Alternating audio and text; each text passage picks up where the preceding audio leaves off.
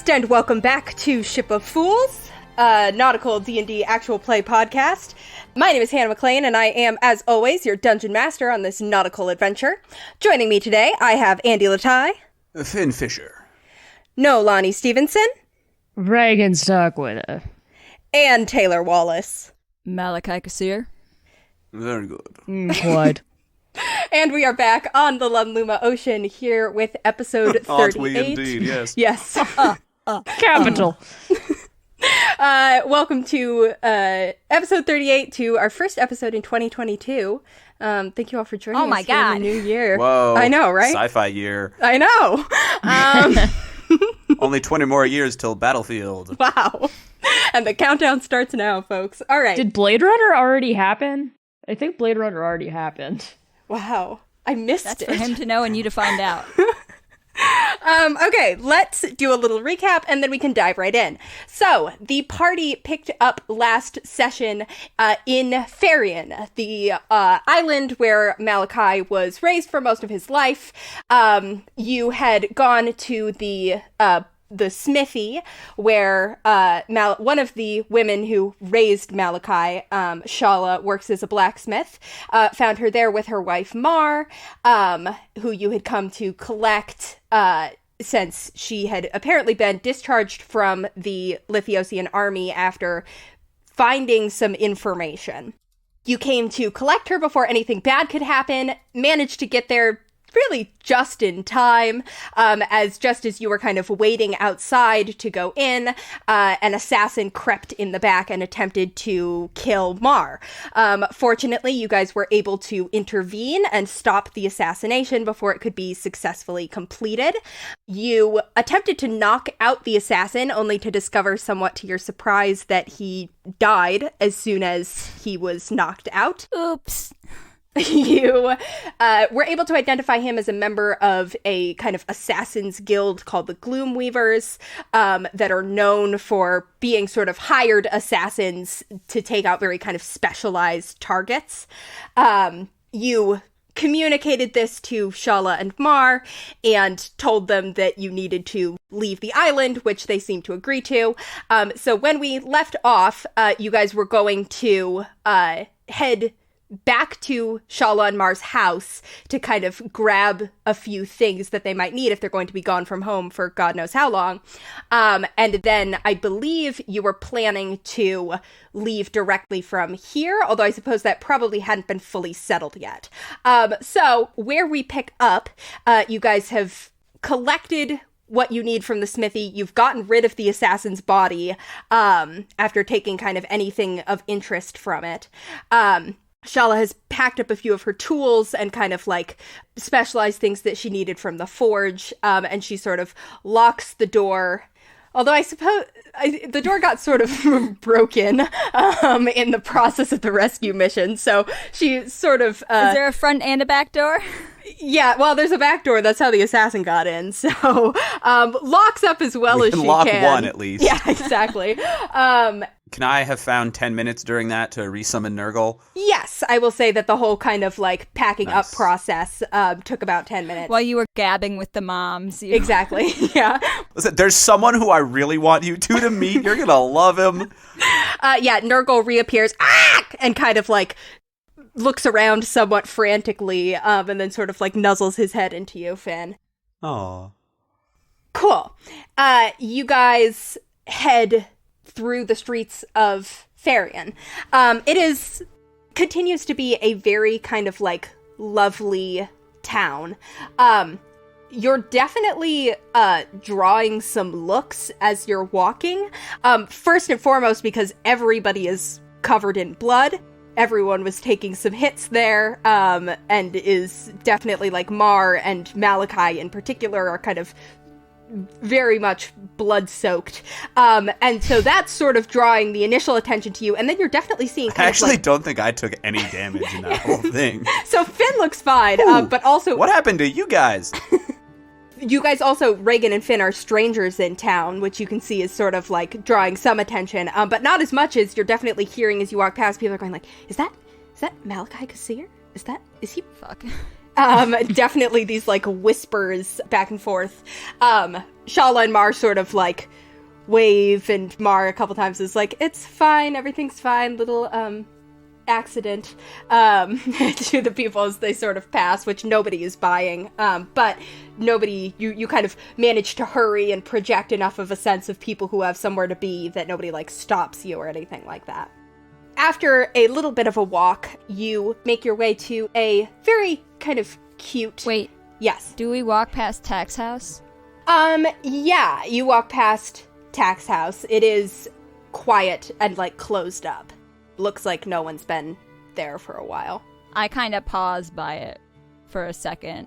Shala's like, yeah, he's on the front with the army. Hasn't been home in a few months. Alright, I just nod then and keep walking. Okay.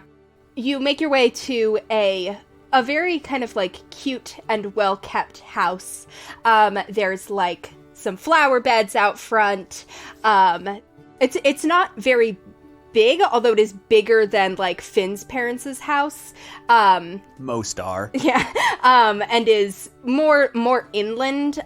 Ferrien in general is less, like, obviously the sea is right there. It continues to be an island, but, like, there's less stuff, like, built directly on the beach than in places like Gillsbury.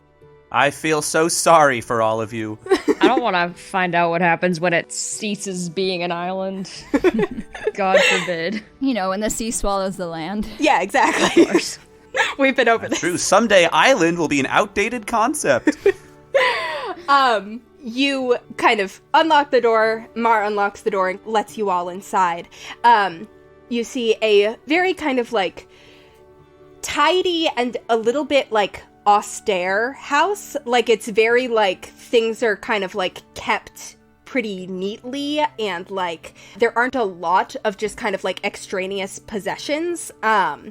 You see that there's, like, a cat dozing on a chair, like one of the chairs that's around the kitchen table. You can see there's 4 chairs around the table, but it's pretty clear that only 2 of them are, like, regularly used.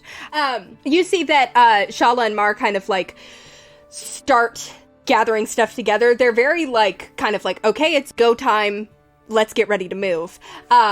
You also see that they were sort of, like, half packed up already, as if they were maybe half expecting to have to move quickly. There's stuff that's sort of, like, already in bags, and like I kind of said, they don't seem to have just, like, a ton of, like, random items around. Everything is kind of very, like, intentional in this house. You see Shala picks up the cat and kind of, like, scratches him behind his ears and is like, I'm going to go ask the neighbors to take Prowl for a while, because we don't know when we'll be back. Regin does grabby hands. Malachi picks Prowl up. Mm-hmm. I don't think we should tell your neighbors that you're leaving. Well, what are we going to do with the cat, Malachi? I take Prowl from Malachi, no, and I you go, do not! I go, you help your mom. I keep hold of my cat. You help your moms carry stuff. I will hold the cat. I'm holding the fucking cat. God. I look at Shala and Mar and, like, put my hands on my hip and cock my head and smile. Does Prowl remember me? Yes. He kind of, like, nuzzles his little head. He's, like, he was pretty young last time you saw him, and now he's definitely, like, an older cat. Maybe, like, a little bit of white fur around the muzzle. Aww. But he sort of, like, meows and kind of, like, nuzzles his head into you. I scratch his head a little bit. Shala kind of throws up her hands, and she's like, what, we just bring him with? Yes. Like a ship's cat? Yeah. Yeah, that's a thing. That feels dangerous. Yep. Okay. No, that's okay. It's a very good thing. She surrenders pretty quickly. Also, hi, I'm Regin. I don't remember if I... Hi, I think we were briefly introduced. I'm Shala. Nice to meet you. Thanks for helping Nice to to save meet my you. life and my wife's life. Yeah, for sure. I'm sure we Always will... happy to help save a wife. Whoa. Life. Yeah.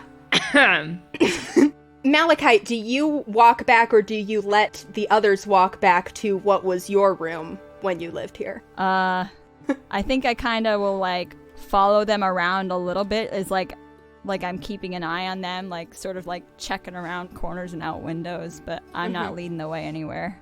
Okay. Hey, which room is yours, Malachi? I mean, there's nothing in there that we need to grab. Oh, yeah, I just want to see it for fun reasons. Shala points to a door. Do you sleep in a rock polisher? I glare at Finn. Finn, do you open the door? Yeah. You open the door into well, I guess, Taylor, is there anything, Andy, I didn't think about my damn room. No, I should have. All right, there doesn't have to be anything interesting in I it. should have mentioned it to It you. can just be a room. It's the room of a 17-year-old boy. I don't know. Yeah. Oh god, it smells God. so bad. Why is it all sticky in here, Malachi? No, Malachi of a clean 17-year-old boy, but a 17-year-old boy nonetheless. Yeah. Ah. Oh, Malachi, I didn't even know you liked women. It isn't. What are you talking isn't about? Yeah, the you own a lot of swimsuit editions. That sure is Pamela Anderson. What? I look at my mom's. Have you been redecorating my room? Yeah.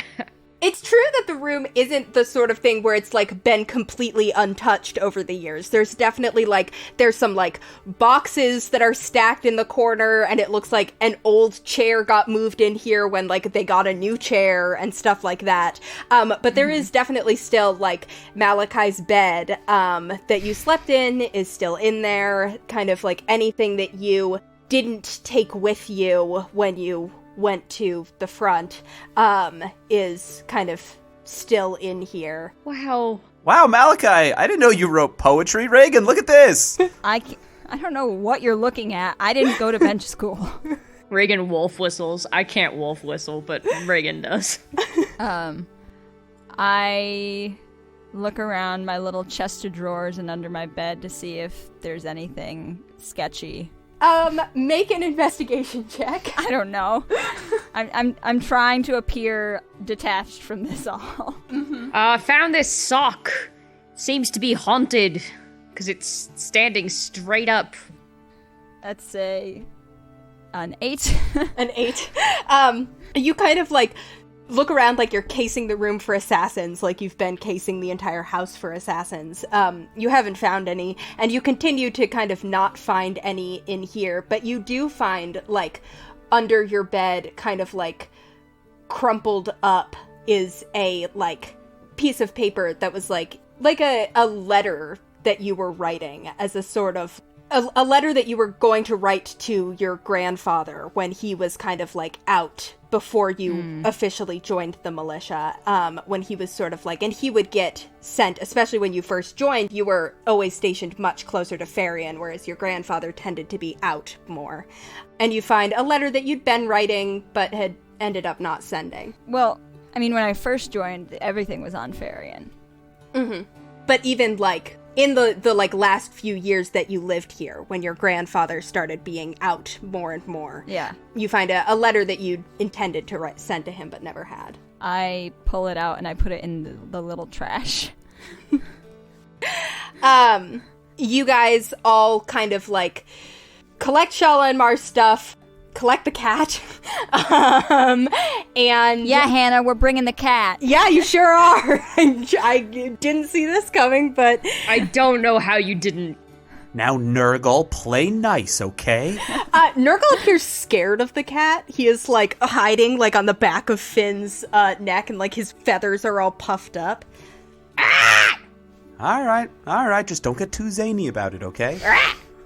The second I see a giant hammer, you are going in timeout. What? I don't know, it feels like it could be like a Tom and Jerry situation. Oh, okay. Cats like to eat birds. So, you guys collect the bombs and the cat, and you make your way kind of back out into Ferrien. I think kind of as you go to leave, Shala kind of, like, puts up her hand. I kind of pause in the doorway. Yeah, and she's like, now we're sure we don't want to spend the night here. We definitely want to just get out of here. We can't stay. Okay, yeah. Seems like there could be, assassins in any corner. Was there something? No, it's all right. Let's go. She kind of, you see she's sort of, like, lingering too, and kind of, like, pauses with her hand, like, on the door frame for a second before she kind of, like, pats it and, like, puts her arm around Mar and walks out. I also am going to take this moment to cast Mage Armor on myself. Oh, okay. Love to know that. Just in case. Andy's afraid of moms. Actually, you know what? Maybe this is something they've already grabbed, but anything you have relating to the military, even remotely, you should bring. Okay. They sort of, like, Mar kind of like pauses and like looks at you for a second, and then she sort of like nods and goes back. It seems like they already had grabbed sort of like some of the most important stuff, and she grabbed like her like formal uniform. But you see her kind of like go back and go through the desk and grab like a few more like stacks of like journals and notes and stuff like that, and kind of like packs it all up. At this point, you guys are definitely having to help carry because it's just kind of like too much stuff for even 2 strong people to carry. And you...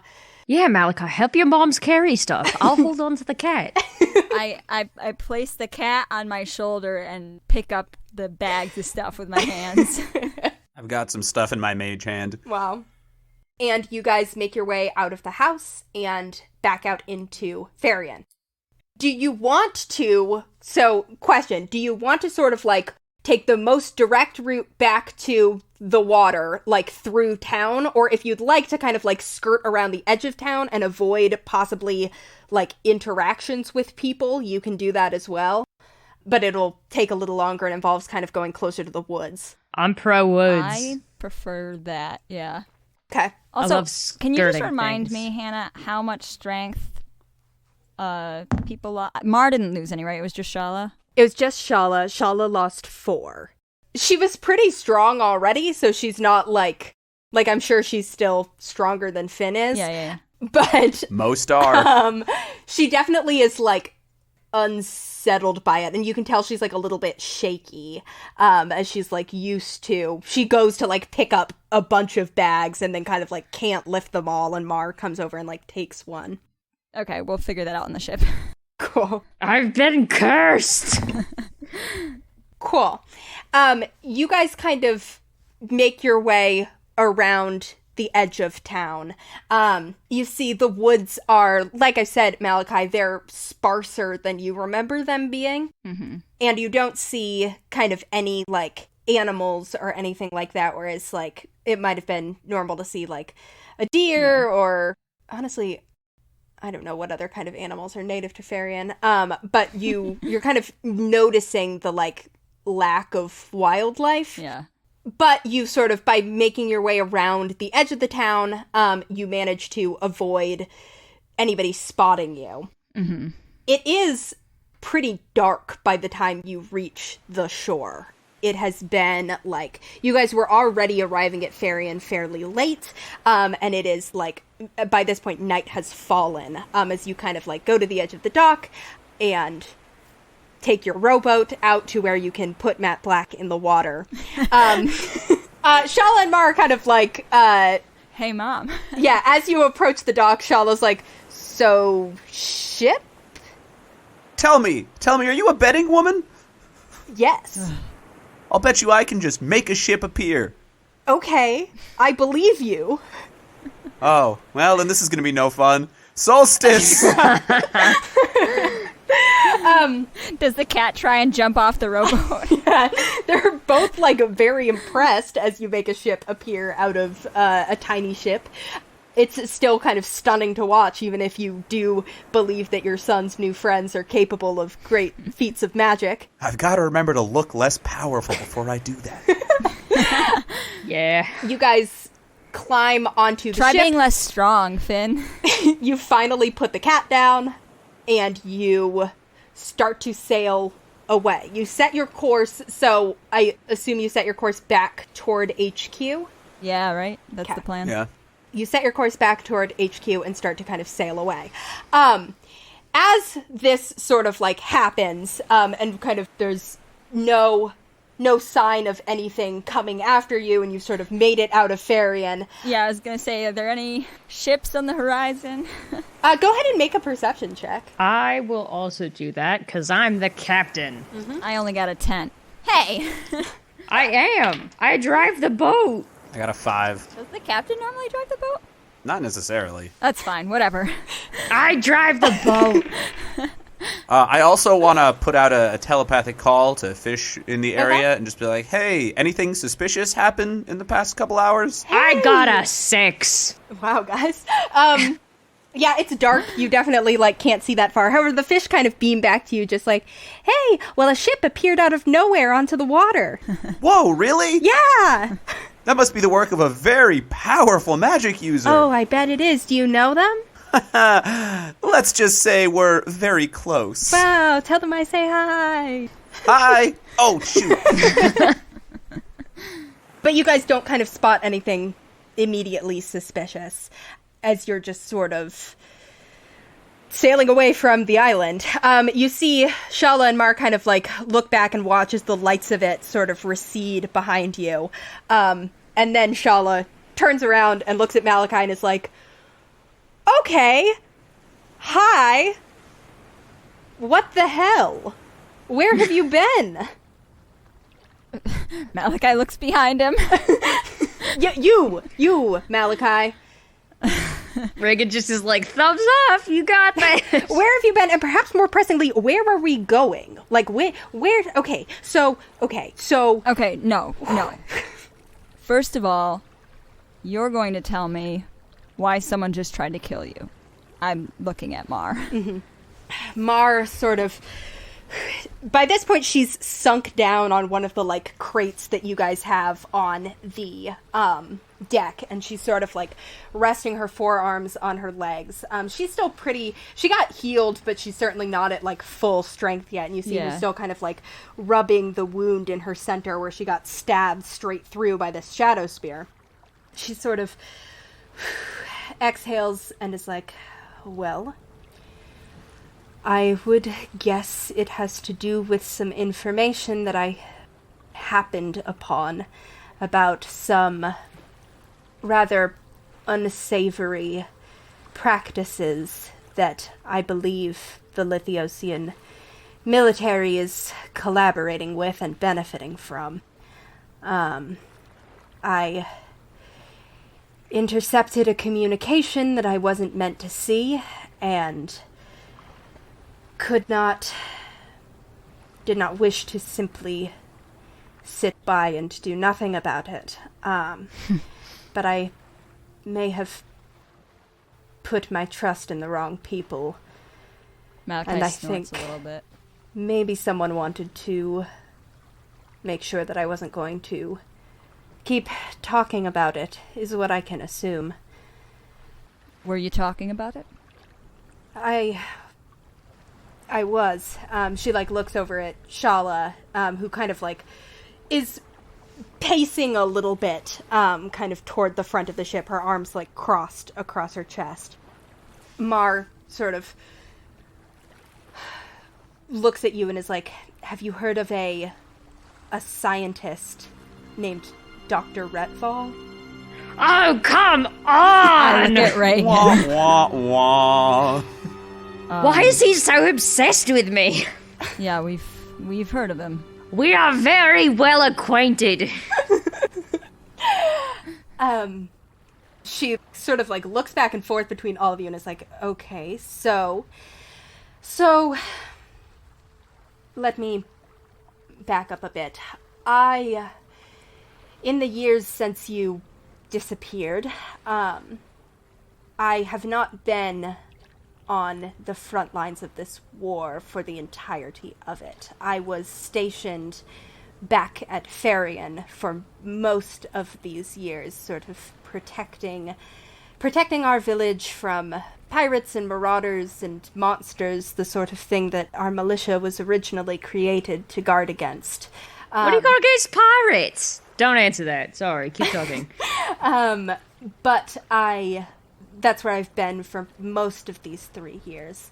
However, about a little more than half a year ago, my father, who had been out from Ferrien, his company, the militia, the bulk of Ferrien's militia, has been up on the northern front. And I received a communication from my father asking me to come and serve alongside him, which I agreed to do, so I left Ferrien and went out to the war proper. Tack was there. Tack's been with that unit of the militia for most of the time, along with General Lehman. I reunited with the two of them, and joined my father's forces again.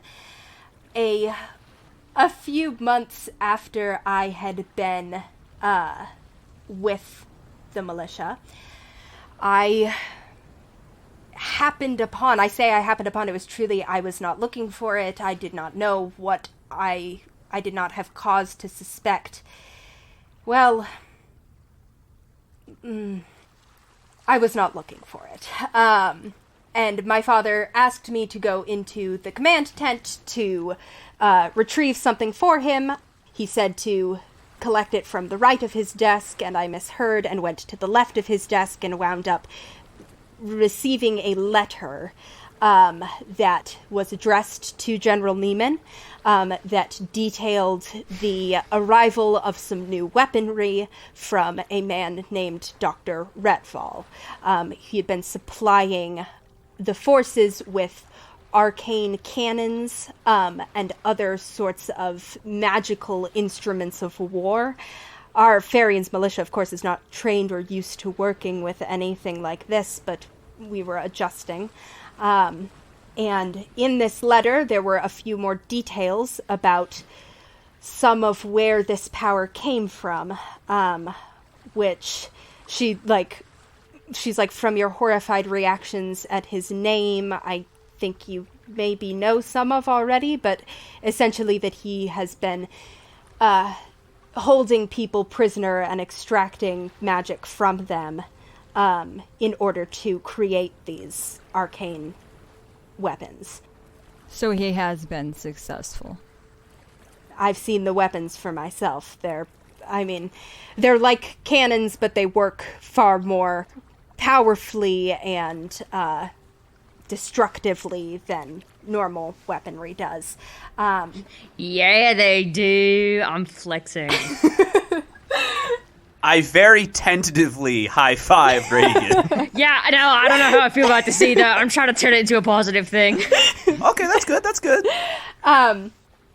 Mark says, so what the letter mentioned was that the new weapons that were arriving would make it possible to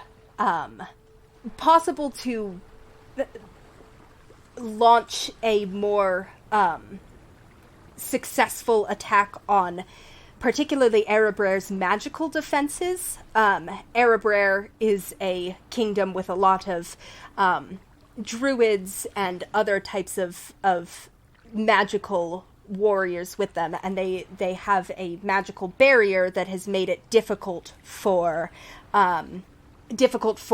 Lithios's forces to break through. Supposedly, Retval's weaponry would help break through some of those magical defenses that normal warfare had been having a hard time penetrating. And breaking through those forces is why you went up to join him, though, isn't it? It is. So this, learning that in particular was not necessarily surprising. We'd heard that people were working on... we'd heard that there was a solution to the magical barrier problem on the way. What disturbed me were some of the details about the people who Retval was imprisoning and killing and extracting magic from. So I brought the letter. I raised my concerns with General Neiman. I asked him if he knew. I asked him what he could do about it, if he was really just okay with this, and he told me that it was none of my concern and I should let the matter drop. And when I said I had no intention of letting the matter drop, he discharged me from the army and sent me home. I believe it may have been a misguided attempt to, I don't know, protect me, especially now that I see the consequence of trying to push on this matter any further. But so I went home, I spoke with Shala, we collected our thoughts, and I sent a series of letters out to other people that I know in the military, other contacts that I have besides General Lehman, and... Could you name those? Do you have the list? Certainly, I know exactly who I sent the letters to. It was people that I thought I could trust, but evidently at least one of those gambles was incorrect because someone was sent to get rid of me. So, that's what I found. Is there a chance the other people you sent those letters to are in danger as well?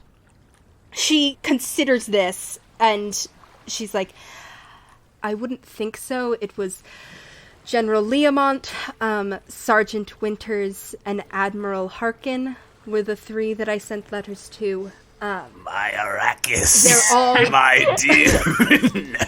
What, have I accidentally referenced something again? Sort of. Phonetically similar. Okay, good. I can deal with phonetically similar.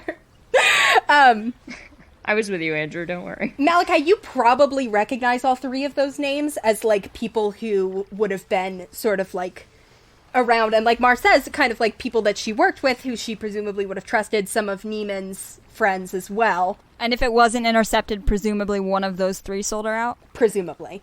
Or Grandpa. It could have been General Neiman, yeah. Yeah. You'd know that they are all sort of like, especially General Leomont and Admiral Harkin would be tricky to just get rid of. What would probably happen would be less of an assassin in the night and more of a, oh no, they died in battle, conveniently. Yeah. Would be kind of what you're looking at with all three of them. Mm-hmm. A fatal golf accident. Yeah. So Mar's like, I would hope not. I would hope that I didn't receive responses from any of them, and I only sent these letters out relatively recently, and correspondence can be slow, but... Well, and apparently word of your discharge has already reached the capital, so if they're smart, they'll get rid of it. Hopefully. I didn't know what to expect, but I didn't expect that. The, being stabbed. Nobody ever does. Yeah, sometimes you get stabbed by someone you wouldn't even think would do it. But anyways... What? Oh, you're talking about me. Yeah! Who else have I been stabbed by? Finn, I told you I was going to do it. I thought you were kidding. We were in a zone of truth. How would I be kidding? I don't know. And looks are kind of bounced between the two of you. I turn back to Shaw and Mara like, I'm fine though. I'm fine. No lasting damage. You look fine, yeah. It was immediately fixed. I don't know why you're still mad about it. None of what Mar says surprises Shala. She's clearly already kind of heard this story and they've talked it over. But as Mar finishes, she's kind of like, so where are we going? We are going to somewhere where you will have protection from most anyone coming after you for now. And I don't know that I can tell you where.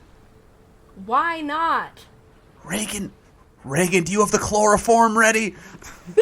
Shala is like visibly frustrated, and she's kind of like, she's a pretty intense person generally, and she's clearly not a fan of anything that's happening right now. What, she's in the military and she's never heard of a need-to-know basis before? Well, also, how's it going to be a need-to-know basis if they're about to know on account of being there? Well, but we could, like, put bags over their heads or something so they don't know where exactly they are. We're not going to bag their heads. That's right. We probably use magic to do it. It's need to know right now. Shala sort of, like, runs her hands through her hair and is, like, about to say something else, clearly very frustrated, and Mar kind of, like, puts out a hand and is like, okay. Everyone needs rest. How long will it take us to get to this location? Hannah? I tell them. About 2 days. You'll probably get there. You'll sail through the night and then sail through tomorrow and tomorrow night and then get there, like, the morning after. Yeah, we should all... I can show you where you can sleep. Don't suppose either of you knows anything about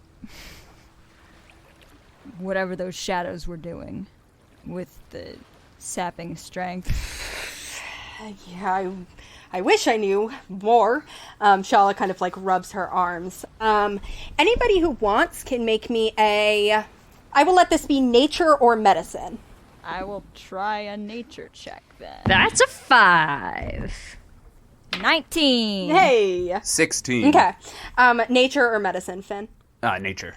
Mine was also nature, yeah. Cool. So Malachi and Finn, you guys have both kind of like come across shadows are known monsters that exist, and sort of like are summoned from the darkest reaches of plains like Shadowfell that kind of connect to the Lunluma Ocean at various points. They can kind of be like magically gotten to work with you, similar to summoning like a demon or something like that. This is all unhelpful lore. The relevant piece of information is that you think probably with some rest it'll go away. This isn't like what Lizzie did to you, where you like needed a god's help. You think kind of probably if they can sleep it off, they should recover. Sweet. I show them to Solaris's bedroom. Okay. The master suite. When you get a wife, Finn, you can have the master suite. I can do other things then, too. I don't cover my mom's ears. Yeah. I cover Finn's mouth. You can play backgammon all night long. Exactly. Mar sort of like looks at you, kind of as you go to like walk away, and she's like, we should talk in the morning. I think once everyone's gotten to relax a little bit, and is no longer feeling lightheaded from very nearly dying, I would like to know just that you're all right. We can talk in the morning. Malachi nods his bloody head. Mm-hmm. Malachi nods, and the three of you kind of like peel off away. By the way, if you need to use the bathroom, let's just say you've got quite the surprise in store.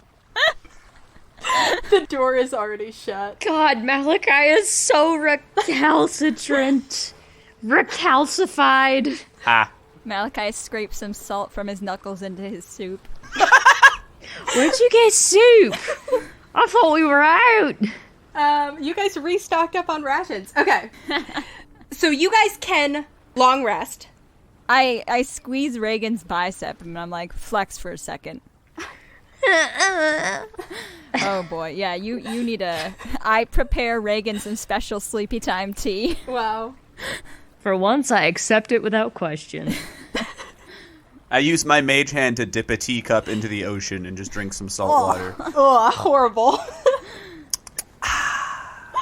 I wipe all of my blood off before I go to bed. Cool. You guys all get some rest. You can go ahead and mechanically long rest. Woo, that feels so much better. Oh, I missed you, 75. So you guys get in your long rest. Your dreams are the same as they always are, which is maybe troubled for some of you, maybe peaceful for others, but are not abnormal in any way. Nothing remarkable. Yeah, I don't know why I'm specifying that there's nothing remarkable, but there's nothing remarkable. Because there so often is. Still no sendings. You guys wake up, and you sort of, everybody kind of gathers on the deck for breakfast. I've prepared so many muffins. Yeah. Malachi has I was slaving away in the kitchen all morning. I've been up since muffins. 5. Is Malachi in a better or worse mood for having cooked a bunch of muffins? Malachi was just making muffins. He was concentrating on that. Wow. Well, I'll tell you, Finn is in a better mood now that Malachi's made all these muffins. This is great. Shala and Mar come out of the room where they'd been sleeping. I tell Finn his are vegan. Wow. What? So they don't have fish. Malachi, I'm not vegan. Wait. Do you often have muffins with meat in them? Hey, Malachi never specified what kind of eggs he was using. Oh, I guess eggs aren't vegan, yeah. No, Malachi, do you think I'm vegan? Well, I love to eat land animals. You know fish lay eggs too, right, Finn? I don't think you can use... There are no animals. There are no animals in these muffins. Okay, I was assuming that. Shala and Mark come I inspect my muffins carefully as I eat them. There's no trace of any sort of meat or fish, but, you There are haven't been Regins. inspecting the other. Yeah, meat muffin. Ew. That's what they called me in basic. I guess it's basically like a meat pie. That probably wouldn't be that bad. Reagan, you went through basic training? Oh my god. Shala and Mark come out of the cabin where they've been asleep, and look significantly better. Shala looks 'cause kind they of used the bidet. back to her normal strong self. Mar no longer looks like a woman who was nearly murdered earlier in the night. And they kind of look at the spread of muffins, and Shala picks one up and sniffs it and is like, "Is there meat in this?" Oh, sorry, that's mine. Oh, okay. They select the muffins that don't have meat in them and eat them, and Mar kind of bites into one and looks at you and is like, "Wow, your baking has improved." It's the same recipe I always use. Yeah, but there's I don't know, maybe I just haven't had one in a while. I feel like there's a kind of... Do you still put cinnamon in them like Tack taught you? The world holds its breath. Malachi blushes, and he says, he told me it was a secret. a secret recipe. She laughs and kind of winks, and you guys sort of settle down for breakfast. After a little bit, Mar kind of looks around at all of you and goes, "Okay, so you, and I understand things being on a need-to-know basis, although frankly things being on that need-to-know basis is kind of exactly how I ended up here, because Ironic, isn't it? my father didn't want me to be looking into this Malachi matter snorts anymore." again. She sort of raises an eyebrow and she's like, "Okay, but you somehow knew that I was potentially in danger, and that was why you came, or was it just a coincidental timing?" I look at them. I mean, a little of both. Yeah, we knew you were in danger. We didn't know you were in danger right that second. Right. Okay, so, fortune of the gods there. Caleb made some insinuations. Oh, Caleb Crevitas? Yeah. Yes, I heard that he got promoted. She rolls Malachi her laughs eyes. out loud. No. She rolls her eyes, and Shala kind of snorts and is like, "Yeah, needed somebody else who was loyal to him, I guess." And there's sort of a little bit of kind of a look between them. Mar sort of pulls out of her pocket and is like, "Well, I thought you'd be interested to see what exactly it was that I found. I didn't take the original, but I did, before I went to my father with it, I thought to, make a copy, and the copy is what I have." And she sort of sets on the breakfast table between you, a kind of letter, and then beside it, a small drawn map. The map kind of draws your attention as you see that there is a island marked on it, and a sort of dotted line leading from that island kind of up to an area north of Ferrien, north of the mainland of Lithios, up kind of near Erebraer. And Mar points at it and she's like, this was with the letter, and it showed where we were expecting the shipment to come from. So I hand the map to Regin. yeah. I eat it. No, Regin, we need that. Oh, sorry. No, I want you to look at it because you wanted to know. He's too much of a loose cannon, damn it. Well, luckily not. There is an island marked kind of out a bit into the Sea of Storms, sort of a little bit away from the Western Sea and into the Sea of Storms, and it may be it's decently far away, although not super far. It's maybe 6 days sailing from where you guys are right now, and would probably be 5 days sailing from HQ. The letter, if any of you look at it, is just kind of addressed to General Neiman and is basically just telling him when to expect the shipment of the next shipment of weapons, and hopefully the kind of like prototype of something that can break through Erebraer's magic shields. The kind of like references, you kind of get the sense that Mar like inferred and like figured out what was happening with sorcerers based on, there's kind of like a throwaway line in there that is about like Retval has received new subjects and is working on extracting the magic inherent to their blood. But from just kind of like the language it's written in, it's like there's plausible deniability to it basically, but like if you kind of have picked up on what they're talking about, it's also pretty clear. She sort of like lays these things on the table and she's like, so that's what I almost got killed for. Is the letter signed by Retval? It is not. It is signed by a, Executive assistant to chief executive officer. It's like kinda, yeah. It's like, okay. I'm just gonna make them a sergeant. Oh, well, this is a copy anyways, you said. Yes, this is a copy that Mar made. Make them a private, Damn. because I think privates are funny. No. NVM. I was gonna see if the adventurer could scry on him, that's why. Oh. It is signed by a Sergeant George Hills. And Wow, I hate him. it is kind of like basically detailing like What a bizarre, exotic name. this is what we've gotten. You gotta throw a normal one in there sometimes, like Caleb. Wow, this guy must be a fucker. It is like this is what we've gotten from the doctor. This is what he says. There's like quotes from Retval in there. Gotcha. Quotes from Retval include, I'm a little pee-pee poo-poo boy. Nope. Mar sort of like leans on the table and like looks at you guys and is like, so does this mean anything more to you than it did to us? I mean, does it? It's just basically confirming what we knew he was doing, right? Nothing revelatory. Not really, yeah. It's basically confirming what you knew, and some of the details about the weapons and the location of the facility are the most kind of new pieces of information here. Yeah, no, that's pretty big, because we've been looking. have some people there that we need to pick up. Oh yeah, now we know where to go, Regin. And I will be... maybe we shouldn't be just saying everything that's Dude! going on, but... It's your mom! If I can't trust them, I can't trust anybody. Well, you can't. So. All right. Mar... Oh god, this is gonna set him back weeks. Mar sits up and kind of like... She and Shala like exchange a glance. And Mar like looks kind of very directly at you, Malachi, and is like, did you... You know, when we heard you were alive, there were a lot of things that went through my head. I mean...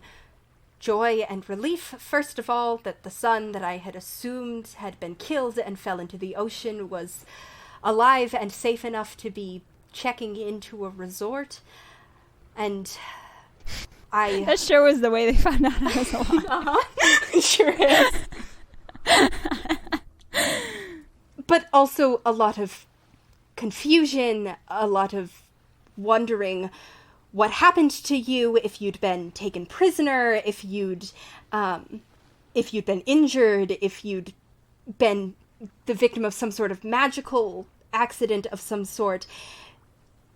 I don't know what I expected when I saw you again, but I don't think...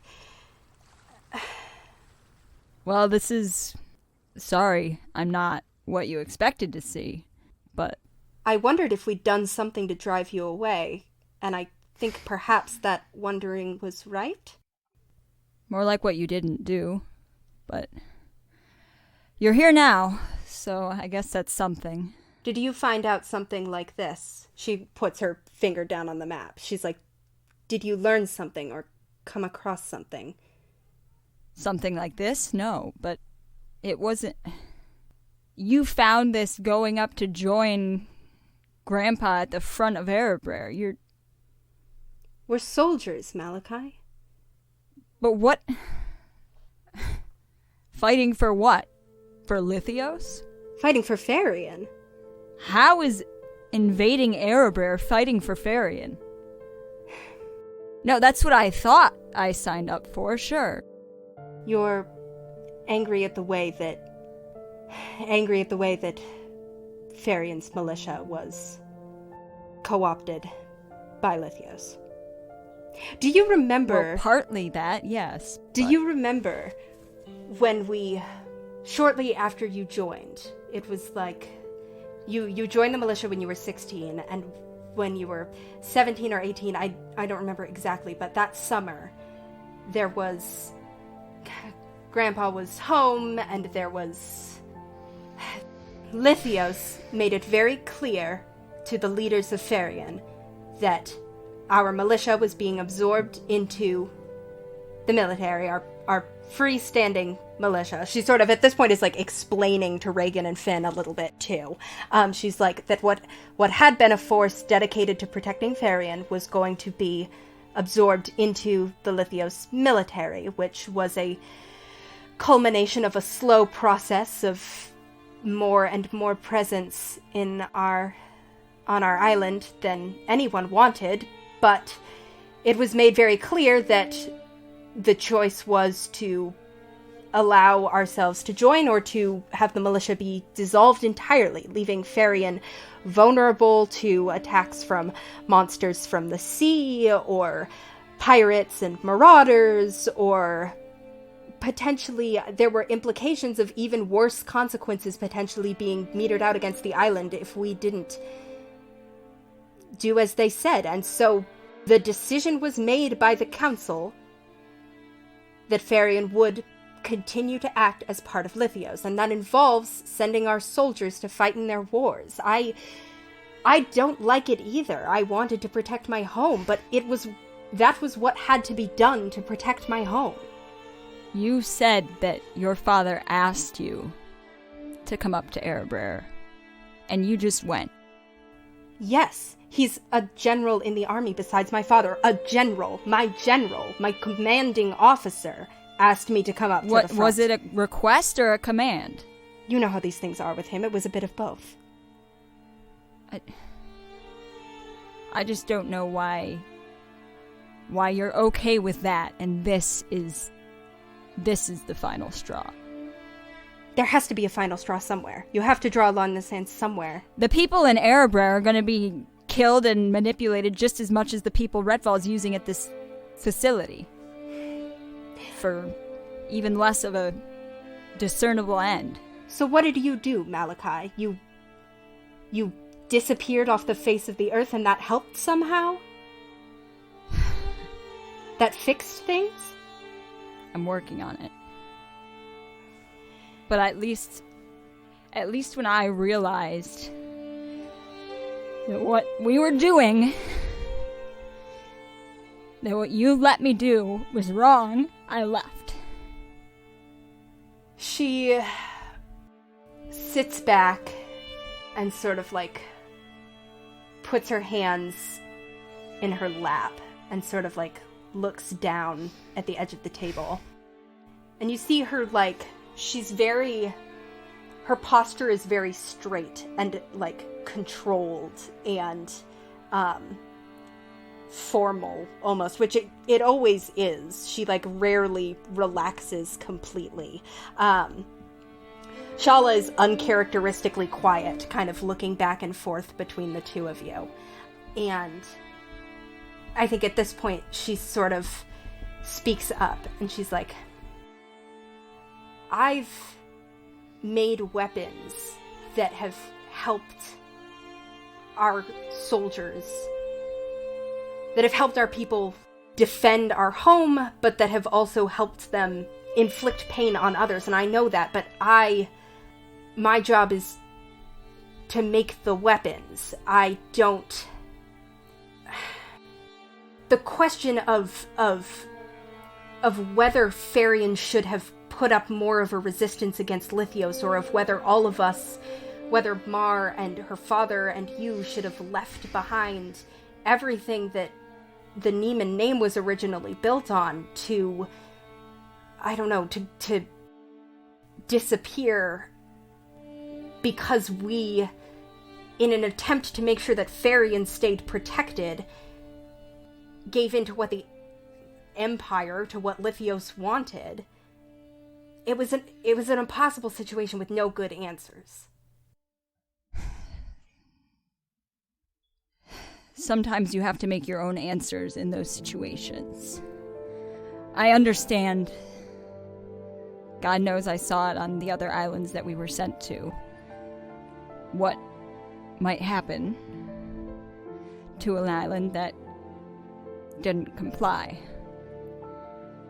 But that realization,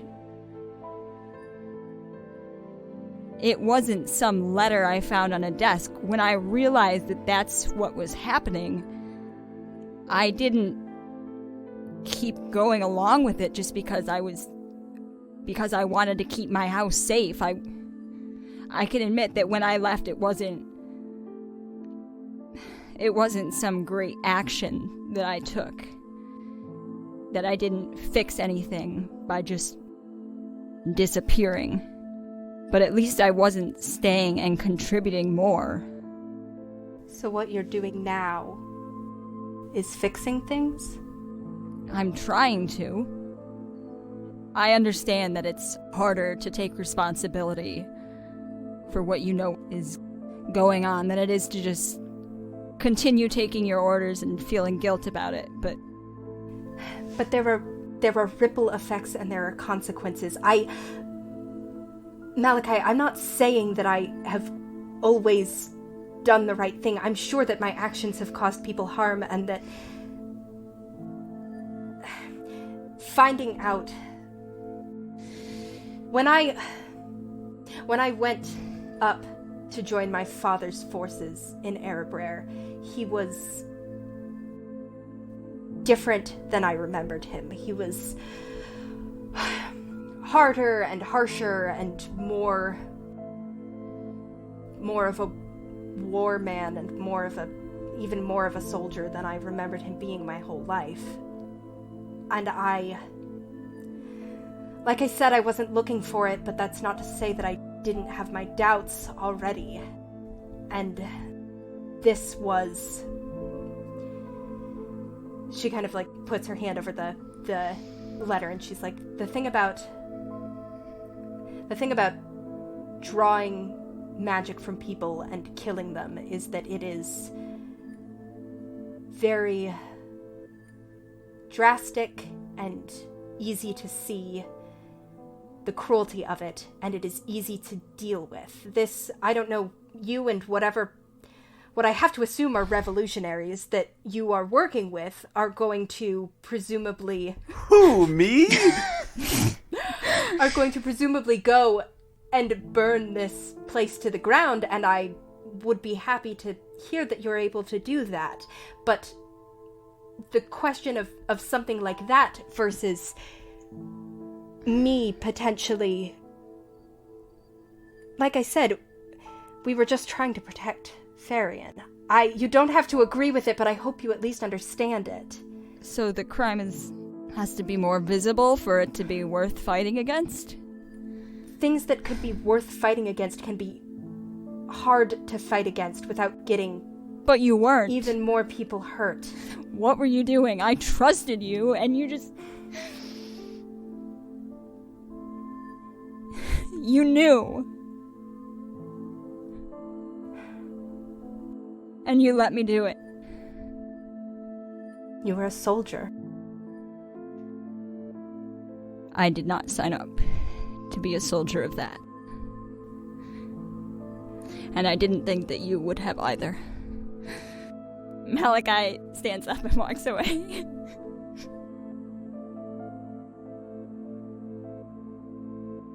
As Malachi kind of stands up and walks away, you guys see Mar's posture go like from concerned mother kind of back into soldier a little bit.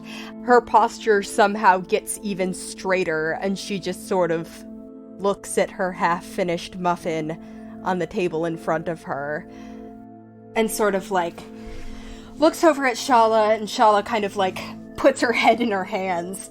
Both of them are clearly kind of like troubled by this and a little bit frustrated by this, and there's, I mean, not a small amount of guilt there as well, as they're sort of either questioning or like have been questioning kind of what their role is in all of this, and whether or not they did the right thing, and whether or not there was another choice, and whether that other choice would have gotten them killed, and all of these other sorts of questions. Shala, like, reaches over and squeezes Mar's hand, and they sort of, like, somewhat awkwardly look at Regin and Finn, who are still sitting here at the breakfast table. Nurgle, like, flaps down and, like, starts pecking at one of the meat muffins.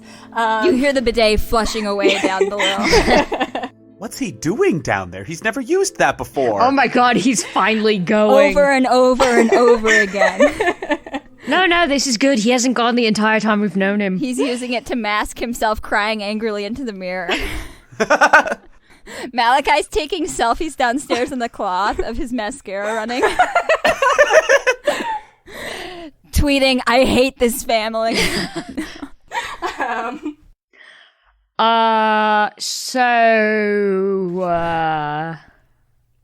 You see the game last night? Hey, listen, Shala, Mar, can I call you that? I don't know what else I would call you. I don't even know if your last name is Kassir. It's Neiman. Doy. Anyways, as someone else who really only very recently had the scales fall from his eyes, vis-a-vis the fact that, our empire might be a bit more on the evil side, I get it. That's empires. Finn's not quite there yet. I get it. But also, like, Malachi's right. It's fucked up. Yeah, Finn. You see Shala kind of, like, shakes her head a little bit, and, like, rubs her face, and she's like, yeah. Again, I have to assume we're heading to some sort of revolutionary or opposing base of some sort, so I guess taking action is going to be an option of some sort at this point. Yeah, and tell me, I want to know, if we are taking action, whose side are you on? Because you're going to have to choose sooner or later. Yeah, they exchange a glance, and just want to get that out on the table as soon as we can. Yeah. Mar sort of, like, stands up from the table, and is like, I'm going to take a walk around the ship. Carol, don't walk off the edge! Thank you. Appreciate it. It's like when you see a guy, like the old men who walk around the high school tracks early in the morning, and it's just like, you can see them the entire time. Yeah, there's really nowhere to kind of go for people to get away from each other on the ship, but an attempt is made.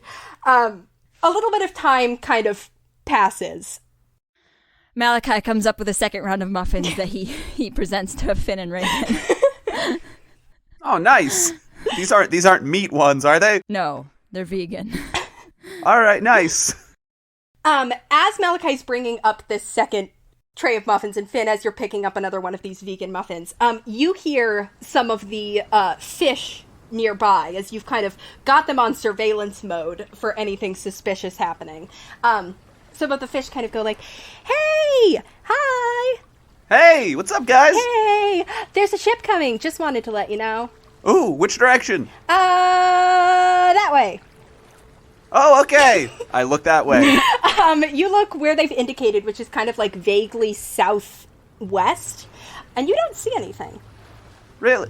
How far away is it? I don't see anything. Oh, it's like getting pretty close. You can make me a perception check. Oh, no. Yeah. Oh, I pull out my communication cloth right now and I call my sister. Or I guess, oh yes, I don't know why I'd be unhappy about this. This is great. Malachi, I think, you know who might be in the vicinity. As you kind of go to do that, you see... That could be referring to so many different people. You see, Finn, you catch sight of the kind of, like, telltale slight ripples in the water, and a few seconds later, kind of appearing pretty close to you guys. Does she answer my call? No, she doesn't answer your call, but appearing next to you guys... Oh my god, someone else has the technology. ...is the Lost Crystal, kind of springs out of its cloaking invisibility and kind of, like, appears right next to you guys. You see... Regin, this family reunion just got a little bigger, huh? Oh, God. Malachi Head in hands.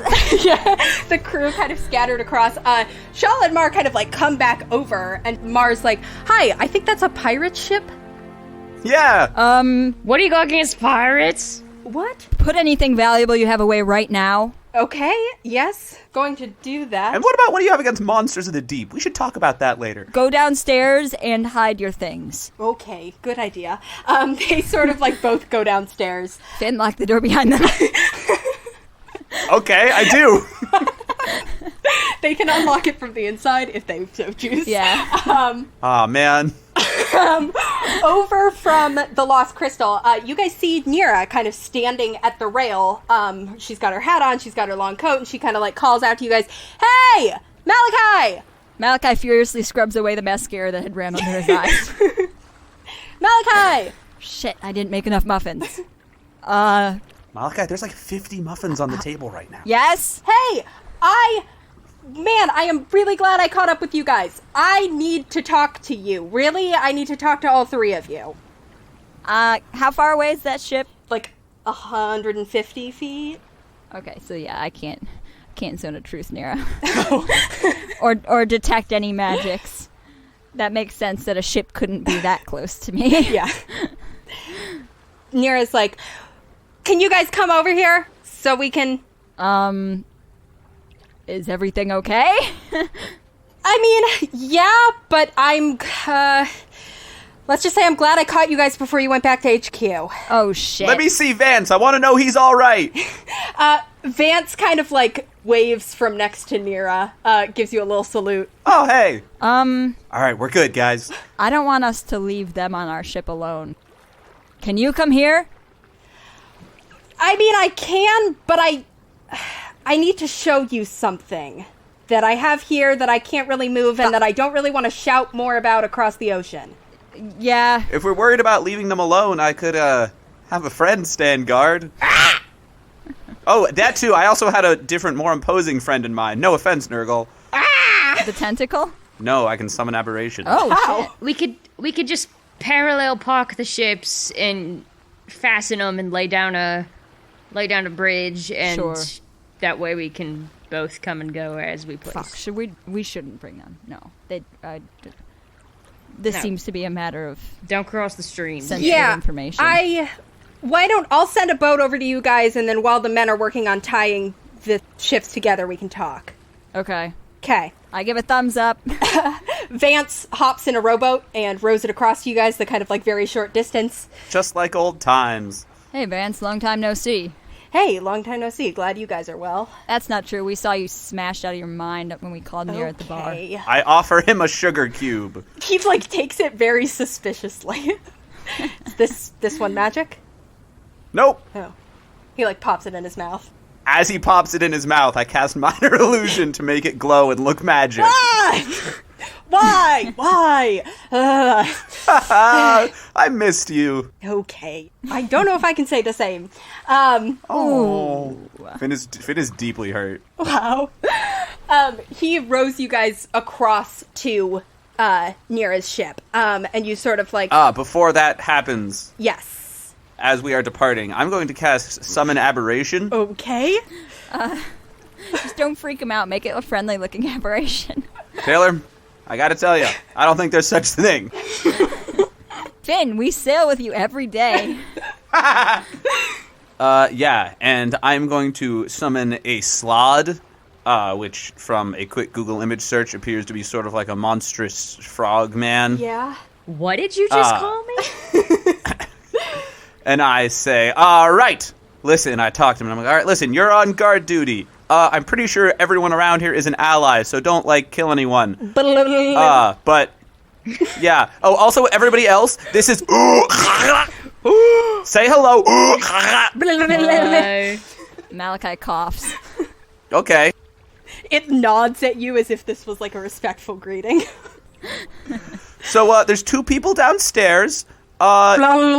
Just tell them, keep them on the ship. And I want to hang a sign around his neck that says, I work for Finn. It's okay. Great. Cool. Great. And I say, Nurgle, I need you to keep an eye on... I don't really know his deal that well yet. Nurgle gives you a seagull thumbs up and kind of like perches right next to whatever that noise you keep making is.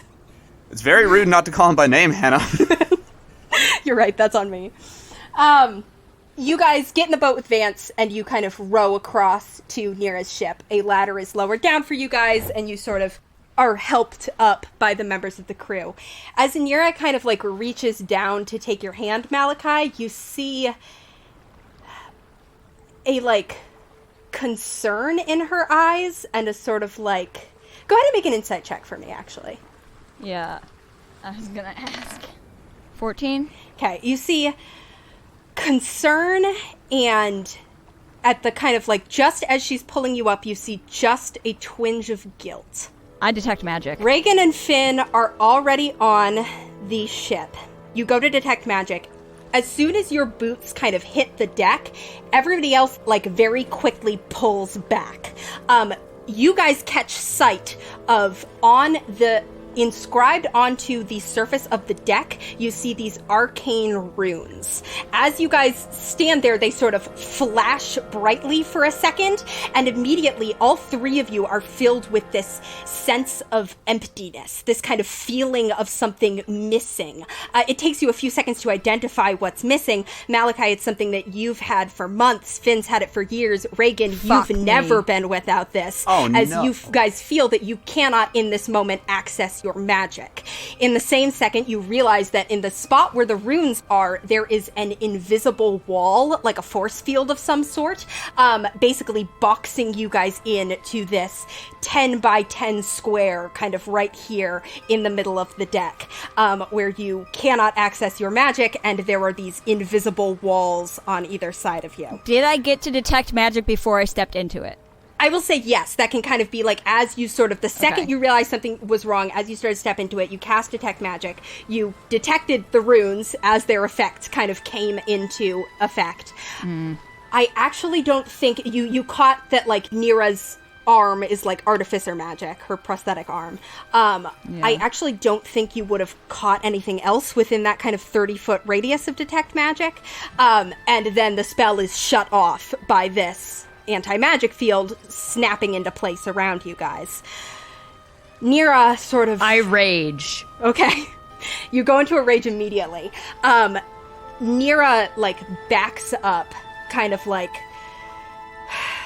a very sort of, like, somber, closed-off expression on her face. And the door to the captain's cabin swings open.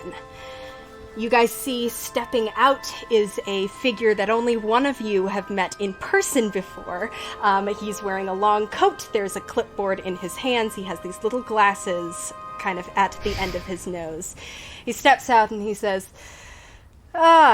so we meet face to face at last. I've heard quite a bit about you three. Well, delightful day we're having. Subject 389. I whisper to Finn, you locked them in, right? Yeah. Subject 389. Our time together was shorter than I'd have liked it to be. I'm glad to know I'll get the chance to finish my work. You won't. Is he standing in this cube with us? I assume not. He's standing outside the cube. And we can't move outside it at all, right? No, you guys kind of like, as you move to the ends of it and kind of like press, it's like there's a wall there. I look at Vance and I'm like, great prank, bud, but I think we're done. It's run its course. Vance kind of like gives you this sort of sheepish grin, and kind of like shakes his head a little. It's classic Vance. Retval's gaze shifts to you, Finn, and he's like, and then Finn Fisher, you know, your particular arcane specialties are not really aligned with my academic interests, which was why my original deal with the High Priestess, she was going to take custody of you, but, you know, when fate allowed me to, get a second chance at what was missed the first time, some of the things I've heard about your capabilities... Why does this sound so romantic? Some of the... He's just a boy!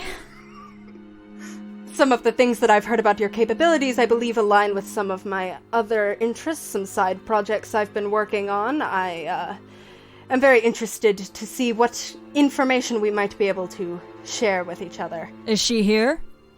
Is who here? The High Priestess? Oh no, she, the High Priestess's gamble when our original plan went awry involved, threats and, a staged execution and et cetera, et cetera, et cetera. And as opposed to whatever this is. Exactly. Malachi Kasir, you're the, another one whose magical talents are not something I would typically be interested in, but with some of the things that I've heard you're displaying some abilities that haven't been seen in a very, very long time, and that interests me. You've never seen an axe before? Not that ability. It's at this point, after Retval says this, that you see Nyira, who had kind of, withdrawn a little bit and had her arms crossed across her chest, suddenly steps forward, and she goes, whoa, hang on. Retval, that wasn't part of our deal. And Retval kind of, gives her a sideways glance, but mostly ignores her, and she goes, hey, the deal was me, my crew, my brother walk out of here. That was the deal we made. You sold them out? Wow! Yikes! Wow! Bad luck, Nyira. Wow! Honestly, you know what? I'm not even fucking surprised. I am! You know what? This is just the way it fucking is. Welcome to my goddamn life, Finn. God, this is Kathoth all over again. Retval holds up a hand to Nyira and is like, I'm afraid I've come into new information, Captain Kasir. I'm afraid I'm having to alter the terms of the deal. That's not how deals work. I have altered the deal. Pray I do not alter it further. Nyira looks at you guys and looks at Malachi in particular, and then she kind of looks back at Retval and shakes her head, and she's like, no, this is still my ship. You will honor the terms of our agreement, or I'll make a different agreement. And Retval sort of just smirks. Is he just there by himself? From the looks of it. It appears.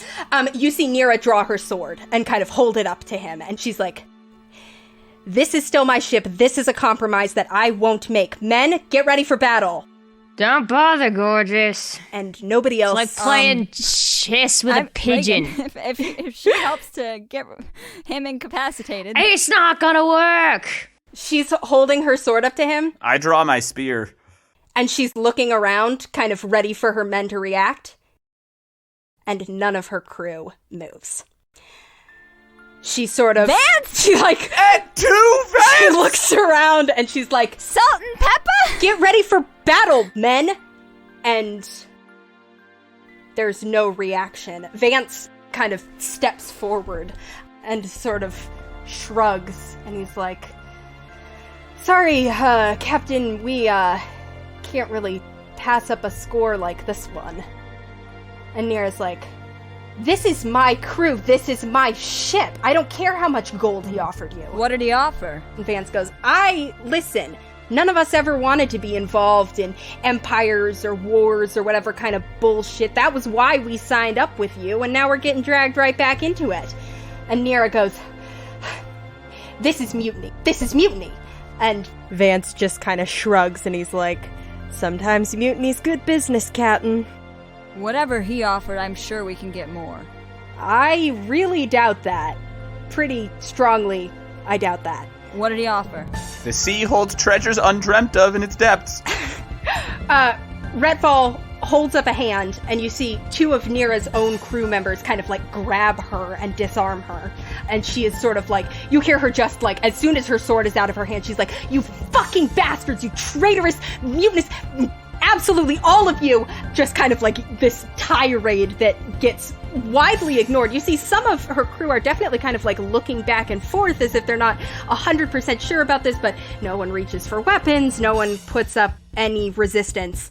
Retval turns to the three of you and is like, so, why don't we continue this conversation somewhere a little more, a little less chaotic? He holds out his hands and kind of collapses them in. Yes, Andy? My telepathy is not a spell. Can I still use it while I'm in this anti-magic field? Yeah, you can.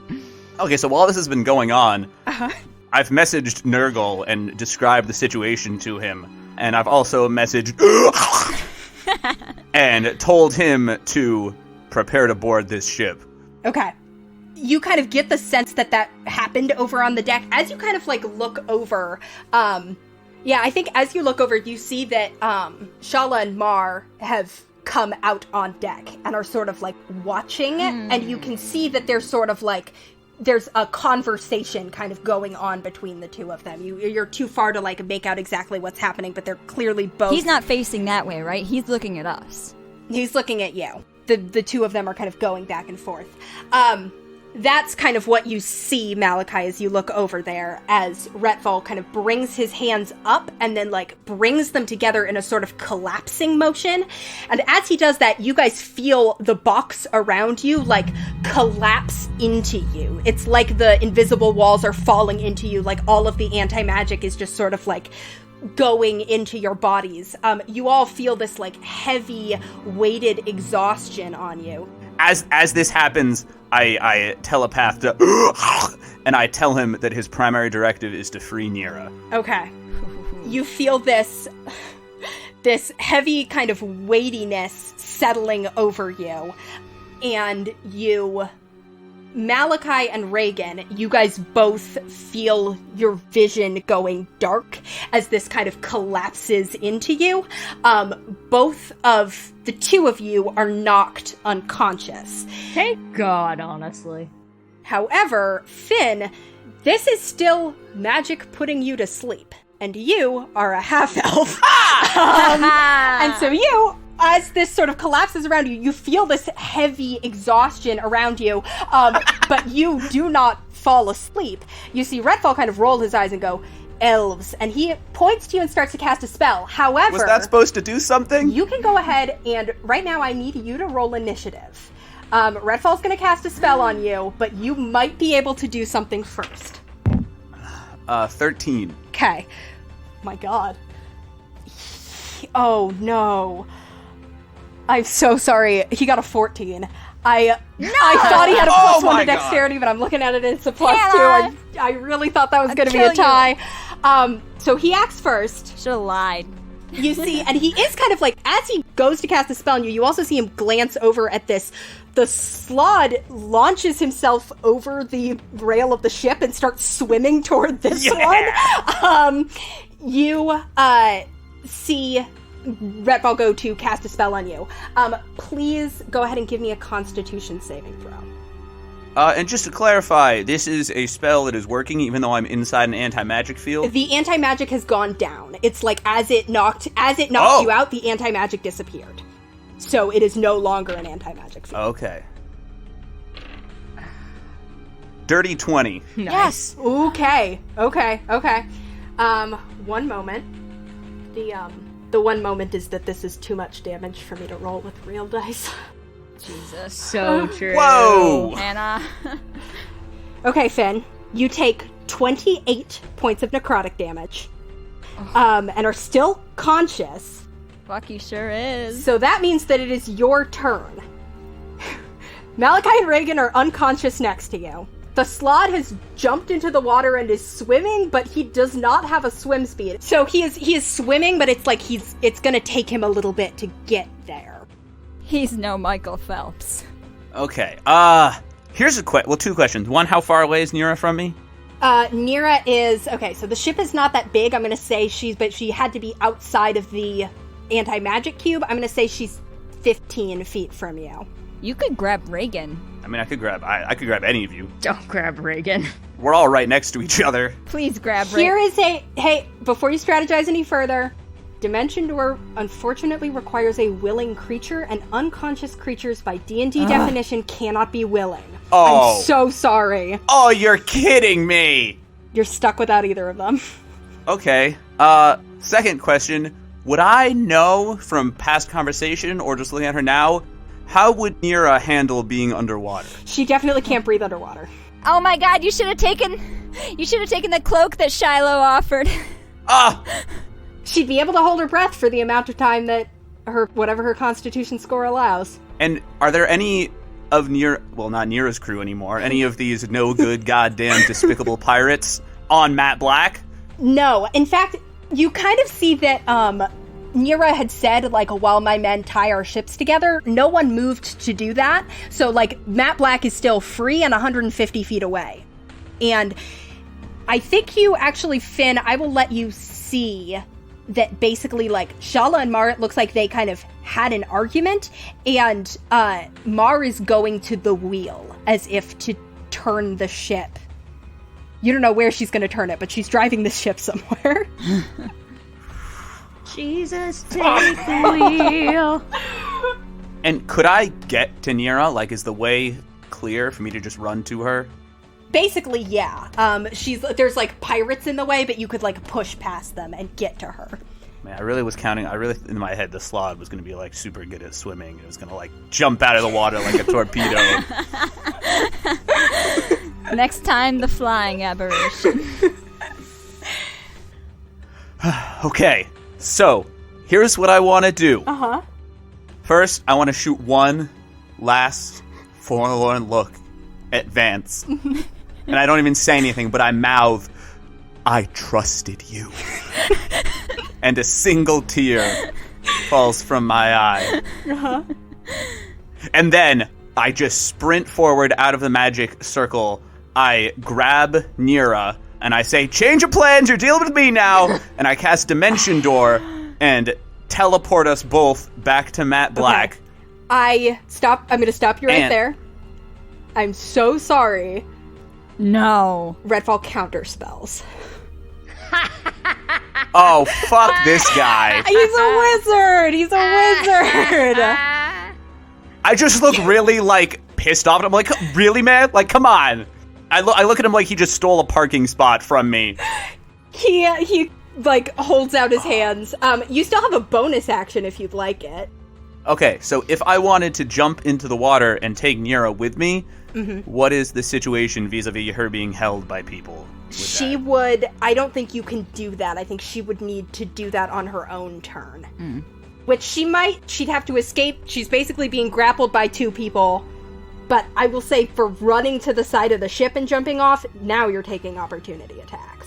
Ooh, I figured we were near the side of the ship already. It's a small ship, so you're kind of near to it, but, like, in the jumping off, now you're leaving people's threatened area. I mean, like, realistically, Hannah, Finn examining the situation, does he think he can make it to the edge of the ship without getting murdered?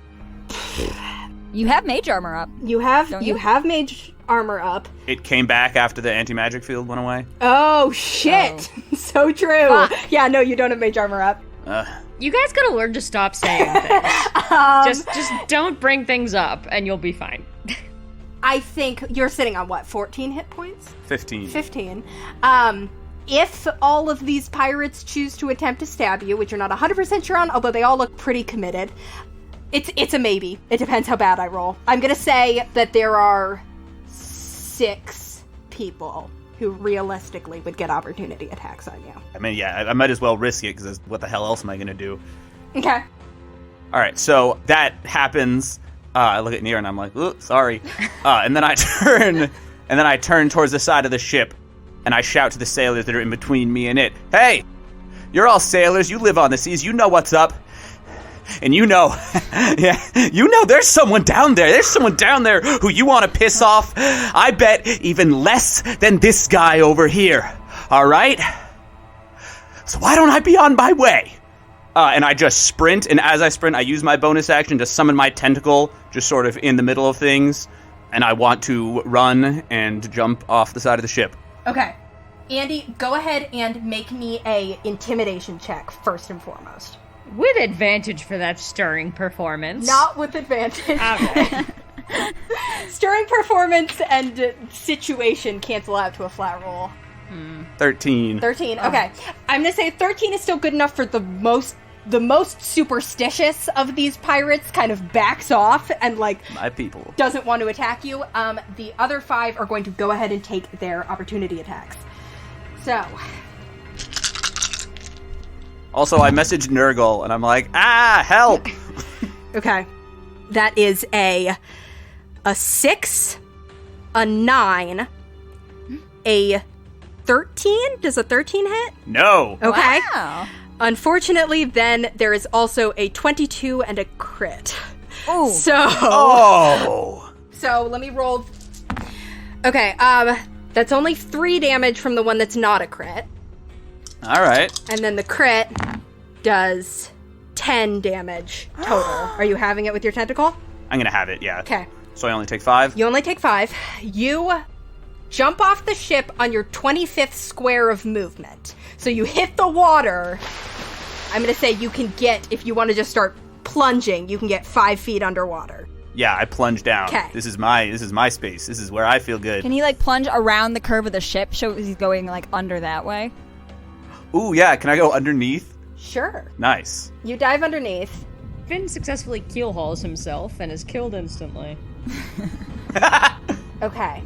Nyira's going to try to break out of the crew, the people holding her. I want Nurgle to help her try to break out. Okay. Nyira's strength is not that good, but let's see. Okay.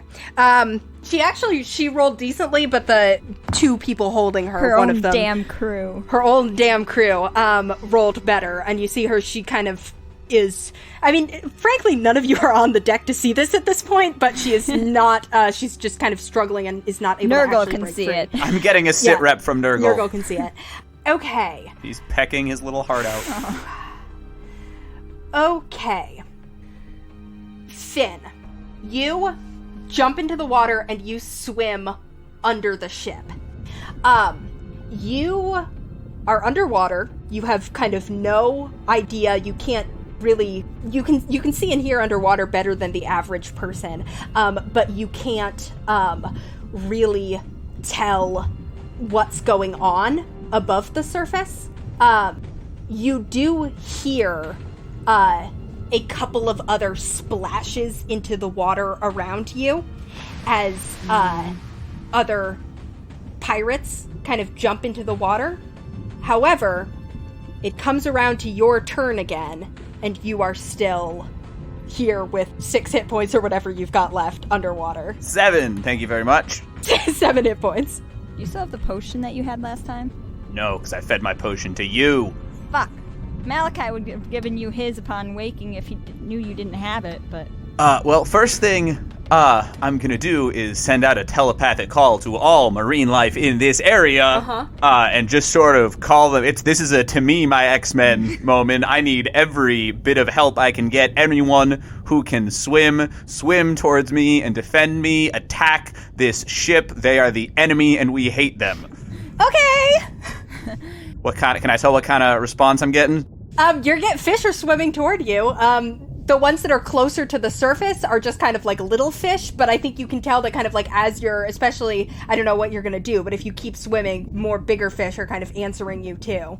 And looking around, can I see the guys who have jumped into the water?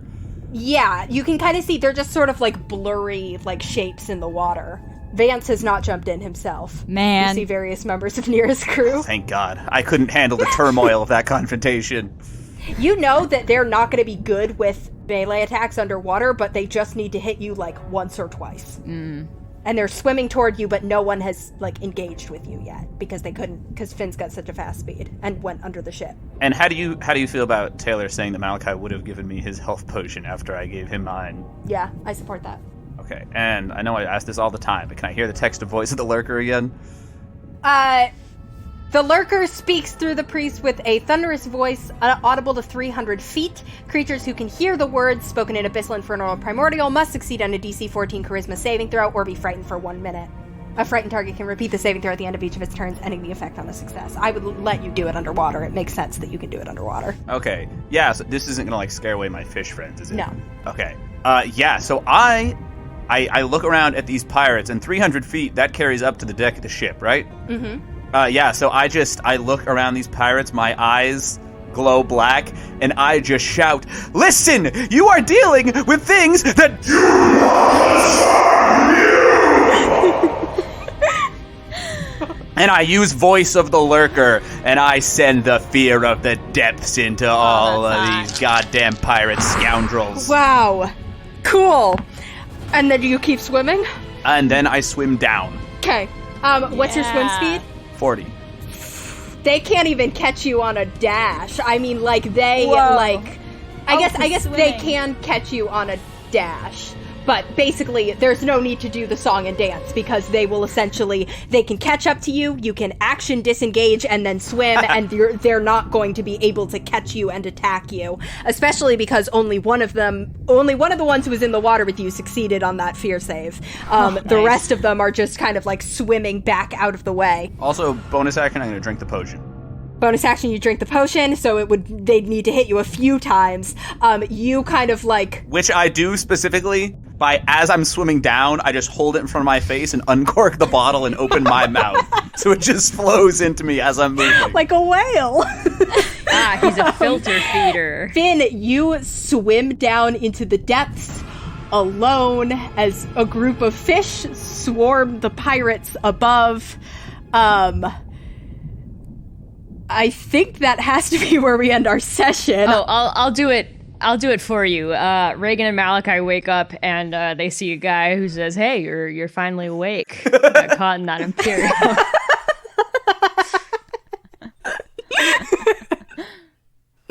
That's exactly what happens, but for now, I think that is where we will go ahead and end our session. Ooh! Happy New Year, everybody! Wow! Oh my god. Finn swims away. Jesus Christ. Also, hey, Hannah, let me be clear here. The cold of the depths does not bother me. Oh, thank God.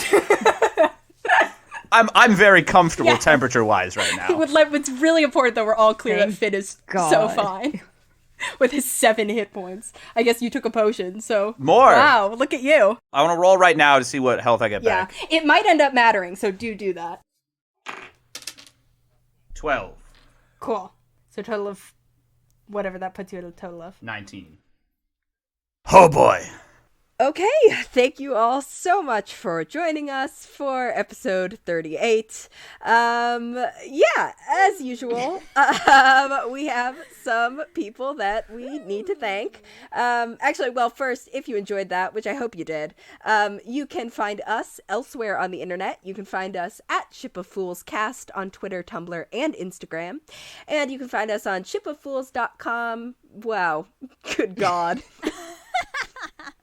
You can find us at our Patreon, which is patreon.com/shipoffools. You can't find us at shipoffools.com, but I wish you could. Hold on, let me check. Who owns the domain shipoffools.com? Maybe we should snap that up. Maybe we should. But for now, you can find us at patreon.com/shipoffools. Join us on Patreon to support us in our shipoffools.com goals. It's okay. The answer to that question is Ship of Fools, the magazine of Christian unrest. We got to replace them. Please become our patrons. I'm not sure what their deal is. I'm doing some research right now. Are they Christians. unresting against Christianity, or are they Christians who are I wouldn't bet on unrestful? it. Yeah. God damn, their store section is called Shop of Fools, which sucks because that's a great That's name, good. and now we can't use That that. is a great name. Yeah, They're we can. Christians. What are they going to do about it? A lot of things. What? As Admit they usual. listen to the Devil's podcast? As usual, we have some people we need to thank. And thank you very much to Theo Golden for our beautiful logo art. You can find him at tgoldenart on Instagram. Thank you also to Lucas Mangold for our beautiful theme music and also some special bonus music this episode. So for all of your music needs for when you're sailing the seven seas or being betrayed, you can make your way to lucascarlmusic@gmail.com. That's Carl with a K. Oh, I was trying to go for minor. I didn't get there. Because betrayal. Yeah, exactly. It's sort of a mournful Carl with a K. Yeah. Yeah, and then we will be back to resolve whatever the hell comes next on January 18th. The Kraken is what comes next. Wow. And until then, we will see you on the open seas. Bye-bye. Bye-bye.